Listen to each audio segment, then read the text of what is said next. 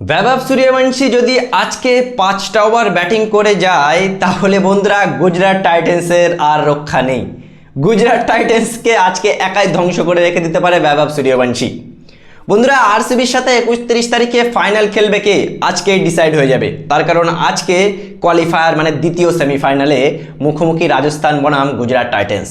বন্ধুরা এই ম্যাচে দেখতে গেলে রাজস্থান রয়্যাল সবাই বলছে রাজস্থান ফেভারিট, তার কারণ কিছুদিন আগে এলিমিনেটর ম্যাচে আমরা দেখতে পেয়েছিলাম যে সানরাইজার্স হায়দ্রাবাদকে কেমন করে একতরফা হারিয়ে দিয়েছিল, একেবারে একতরফা, যেখানে সবথেকে বড় নায়ক হিসেবে আমরা দেখেছিলাম वैभव सूर्यवंशी, যে প্লেয়ারটা 29 বলে 97 রান করে।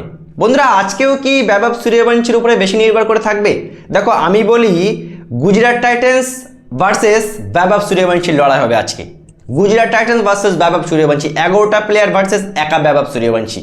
वैभवকে যদি আজকে গুজরাট তাড়াতাড়ি আউট করে দিতে পারে তাহলে কনফার্ম গুজরাট টাইটেন্স ফাইনালে যাচ্ছে।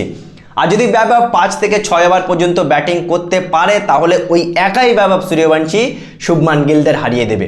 দেখো আমরা দেখি গুজরাটও কিন্তু প্রথম কোয়ালিফায়ার ম্যাচ হেরে গিয়েছিল বলে একেবারে ফালতু টিম তা কিন্তু না। শুভমান গিলের গুজরাট কিন্তু সবসময় কামব্যাক করে, স্ট্রংলি কামব্যাক করে। শুভমান গিলের দলে যে রাবাডা আর সিরাজ আছে তারা কিন্তু এর আগের ম্যাচে মার খেয়েছিল, কিন্তু ভাই এরা ওয়ার্ল্ড ক্লাস বোলার, এরা কিন্তু কামব্যাক করতে জানে, এরা কিন্তু সবসময় মার খায় না।